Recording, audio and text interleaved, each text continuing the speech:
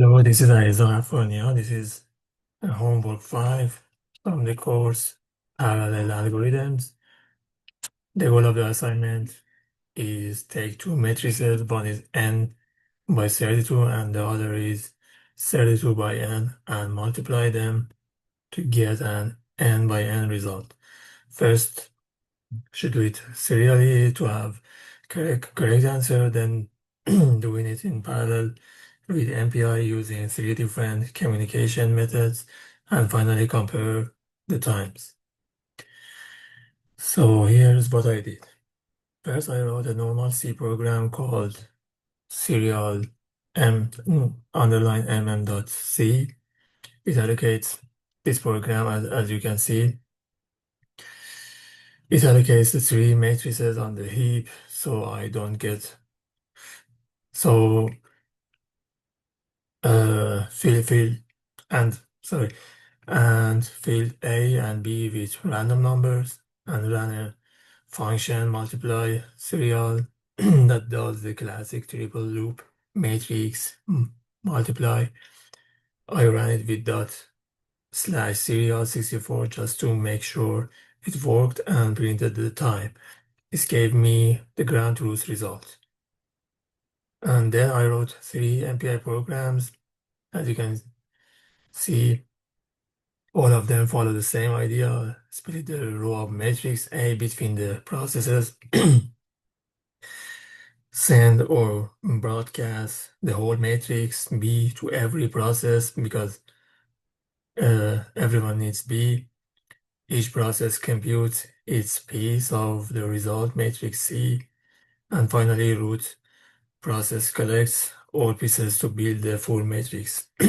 I also forced n percentage sign number of processes equal to 0, so every process gets the same number of rows. That's the restriction on n the assignment asked me to talk about.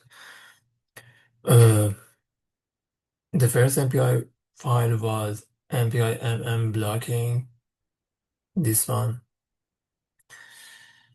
Uh, in this one process, 0 sends things manually. It sends B to everyone with MPI send. It sends each chunk of A with MPI send. Everybody computes. The non-root processes send their part of C back to root with MPI send.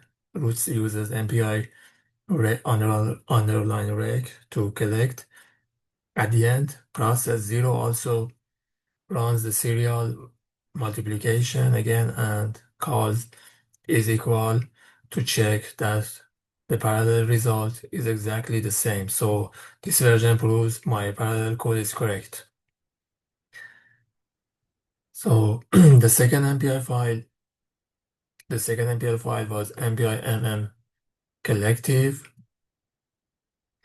This time I let MPI do heavy lifting. MPI scatter to hand out row of A, MPI bcast to share B with everyone, MPI gather to bring the partial C's back. This version is cleaner and usually faster because it uses built-in collective operations.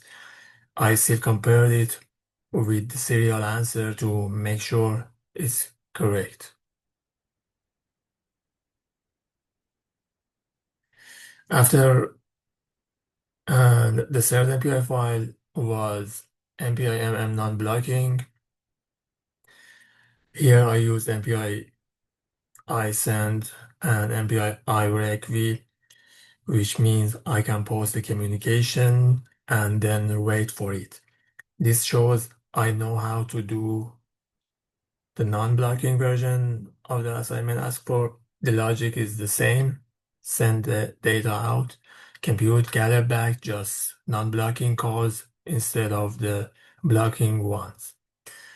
After the coding, uh, I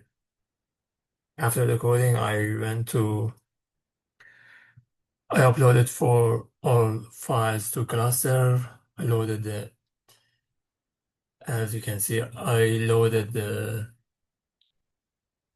you can see here, I uploaded the fuzzy cluster, I loaded MPI module and compiled with the MPI CC.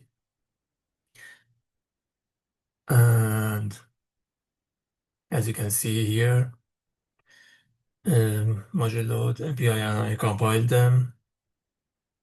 And then I created a small Slurm script that ran the serial version, the blocking MPI version, the collective MPI version, and the non-blocking MPI version for several n values like 256, 512, and 768, and 1024. That gave me real running times to put in the report and compare the parallel versus serial. As you can see, these are the results, the parallel time and serial time for each of them.